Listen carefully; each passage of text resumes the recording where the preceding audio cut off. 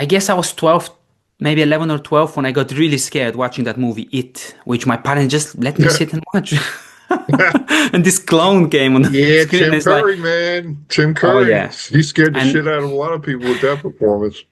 huge trauma. Literally the next day I go to Yeah. the, and Yeah. just to say about the library as well, me and my friend, to this day we talk about this every Friday afternoon we would, after school in the village, everything is 2 minutes away from us, we're 2 minutes away from the village center, both me and him, and the library is just at the back of the school. We'll just go there and just pack a full case of books and just next week we go back, and of course some of them are, Do you remember the smell of yes, your I library? remember. Yes, yes. I remember I'm the smell. I sitting remember the as you're person who used to work there. yep. And in Cooksaki, the small town we moved to after New York City, Heermans Memorial Library, one lady ran, it was in a building, 2 floors, and but the smell, I was fascinated. And when I went in there, I usually was the only person in that freaking building other Yeah. than the librarian. And I would Yes. wander those stacks and I would be in another world. But the smell, man, dude, was like literally part of the binding process of that, Yeah. walking into that Yeah. library. So that brought And up we a found nice the memory. same.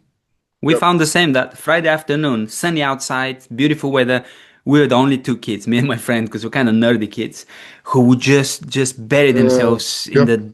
dark, cool recess of the library, Yeah. and it was just so beautiful in so many ways. Yep.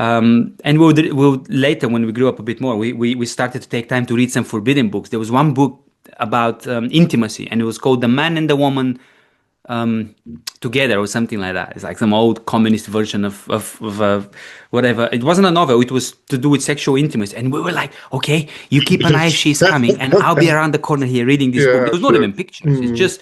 just a very biological thing. But for Yeah, us, it's but like, still, I that's mean, forbidden. absolutely. And so the clown, I go there that Friday afternoon, and I see the face of the clown. There's a huge book called It. There were two books Right on the actually in spine, right? Bulgarian. Yeah. You said, It one and it two.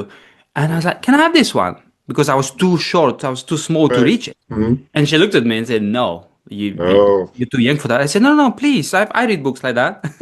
And she oh said, my Lord. your mom won't let you.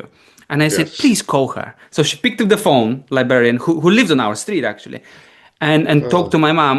And my mom said, oh yeah, he likes stuff like that. yeah. And so because me and my friends were into ghosts and we went like But looking for just the usual stuff, but we were into the supernatural. And so I started reading these books.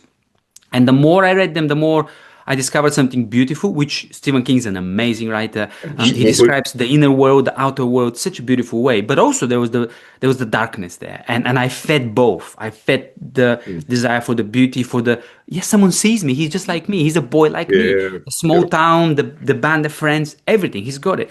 But also the fear. I fed the fear and the nightmares for decades actually, and that was not good. And so later on my spiritual journey, when I had first had my conscious experience with God, I would say in Zambia, in Africa, I totally cut off everything that had even a hint of darkness. Totally, movies, books, nothing, completely.